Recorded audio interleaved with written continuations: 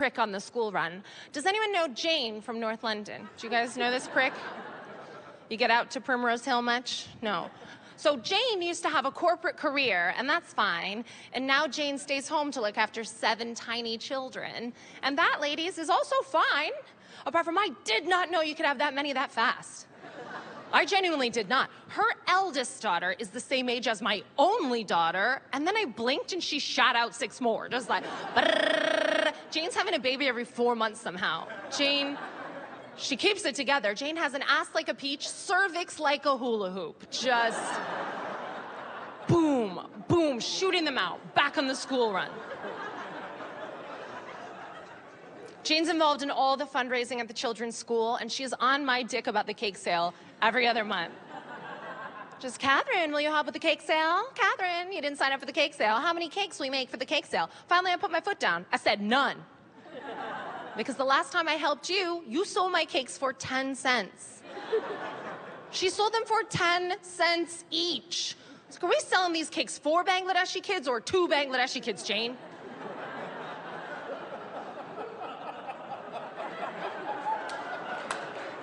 Where are you getting your price point, you prick? Where's your scale of economies at, huh? How and when were you ever effective in the corporate world, bitch? Don't let these people trick you. They don't even need money. They just want to take your time. I said, if it is about the money, Jane, how about I cut you a check for $100? You fuck off and make 1,000 cupcakes. That is how many it is.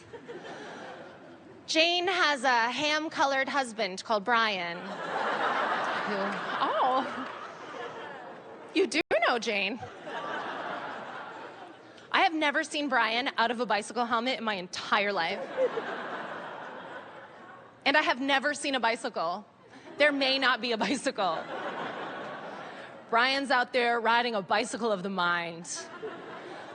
But it gives me some insight into men have identity issues as well. He's about 45, and when he makes those cameos on the school run, he wants everyone to know he's still fit. Bicycle helmet, workout gear, full spandex. He's circumcised, you can tell. Just here to collect my children. Brian runs marathons. The worst kind of prick, by the way. What is it about a middle-aged man? He's got to know he can be 26 miles away from home on foot at any given moment. Y'all just start running around like, I'm raising awareness for cancer. We've heard of it. Sit down.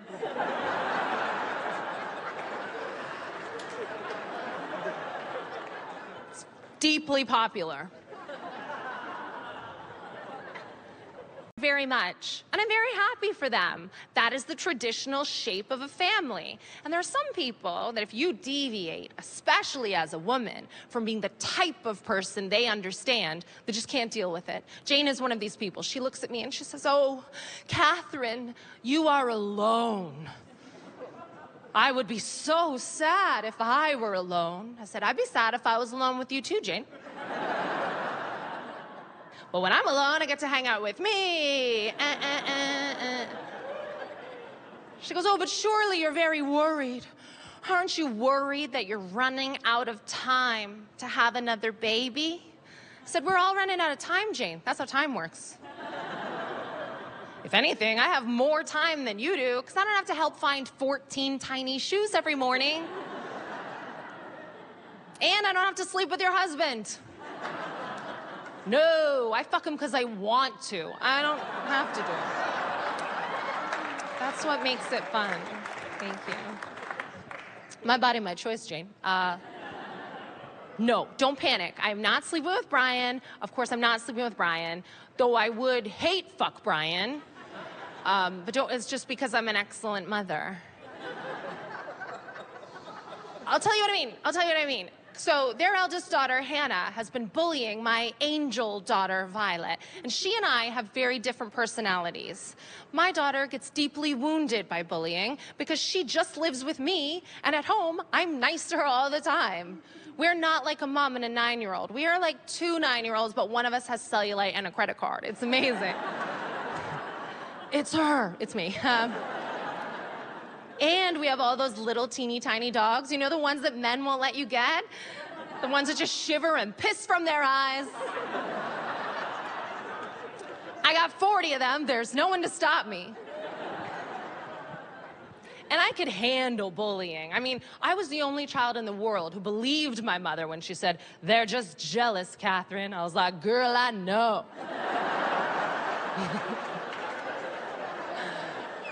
They could have victimized any girl in the school, but they chose me. And one other girl with a cleft palate and one leg, but we were the Kim and Kanye of the 4th grade. Because the only other place I'd seen women victimized for their looks was in magazines. So when it happened to me, I was like, oh, I have arrived. I was bulletproof. They'd throw paper at my head in class. I'd be like, who should I make this out to? And thank them for their support. I don't have a child like that. She cries. She doesn't want to go to school anymore. And teachers, if you're in, you do not get paid enough for the tremendous job that you do. And that's why I take my beef to the streets. I went straight to Jane. I said, Jane, the girls are not getting along. Violet is very upset. I would appreciate it if you could have some meaningful conversations about empathy in your home. Jane, for the first time, wanted no involvement. She said, why don't we let the school deal with it? I was like, why don't I fuck your man? Yes, because I've been watching a troubling amount of Love and Hip Hop.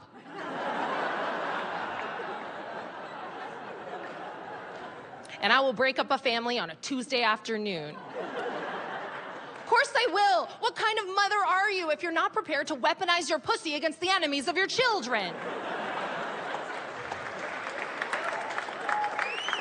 We got a lot of good moms in tonight. I will hate fuck the absolute shit out of Brian. I will let him keep the helmet on. He'll need it. How about that? I don't want to do it. I really don't. That's why I think the best thing to do would just be to gently threaten the child. Just like, good morning, Hannah. Are you going to be nice today? I hope so. Hey, how'd you like to spend every other weekend on the highway, huh? You're about to have 2 Christmases, bitch.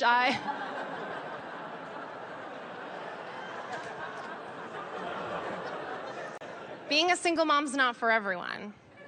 But it certainly is for me. And I think I co-parent with Violet's father quite successfully. If you are co-parenting, you have to be nice about the other partner. Oh, I know he was a monster to me, but she does this. It doesn't matter. He's no one to me. He's my child's dad. And for that reason, I shall never say a bad word about him. My parents do not have the same ethos. I remember one evening I was in bed and I overheard my father calling my mother a whore. And I had a great sense of justice. And so I appeared at the top of the stairs in my jammies, and I said, Daddy. And he said, yes. And I said, Grandma's a whore.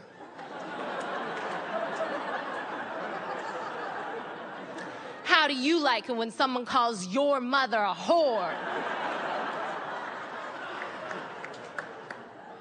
He did not. He did not. And I mean, admittedly, at the time, I didn't know what a whore was.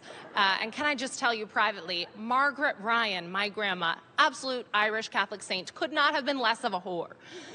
Compared to her, my mother absolutely was a whore. So that was my bad on that one. I hold my hands up. My mom's kind of like Frank Sinatra, but really sexy. She's just always smoking near like scotch and a piano, just doing a few kickball changes. How's England, doll? That's fine. The trouble is, children are smart. My daughter's 9 years old. She's got eyes in her head. So she started to ask some very troubling questions. She says, Mommy, do you think my daddy is a wonderful man? And I'm like, wonderful? He is the greatest man that I have ever known. She says, all right, Mommy. Do you think my daddy is a clever man? I'm like, clever? Try genius. Some people say gambling problem. I say wealth management strategy. Your father's going straight to the top. She says, all right, Mommy. Do you think my daddy is a very, very handsome man? And do you fancy my daddy? That's a tough one, but I persist. I'm like, yes. Your father is the most beautiful man I've ever laid eyes upon. I lust for him every evening. She's like, ew, all right. Well, Mommy, but if all that is true, how come my daddy's not your boyfriend? They're smart, aren't they smart? You have to think on your feet as a single mom. I'm like, great question. That is because he is too good for me. She's like, is he, Mummy? Really? Are you sure? Yes, your father is out of my league. I am not good enough for him. That's how amazing your father is. And she's like, but Mummy, you're on television. He hasn't even got a microwave. Are you sure? He could have a microwave. He doesn't believe in microwaves. A lot of our arguments when we were together were very microwave-based, so watch out for them. And I said, yes, Violet, you've got it right. I love everything about him. I miss him, I fancy him, all of that. She says, well, Mom, I don't understand. I'll tell you what I'll do. I'm seeing Daddy on Friday. I'll tell him how much you love him, how much you miss him. Quite easily, I think I'll get you back together, but I don't have to worry, because he's a really good dad, so I know what he's going to say.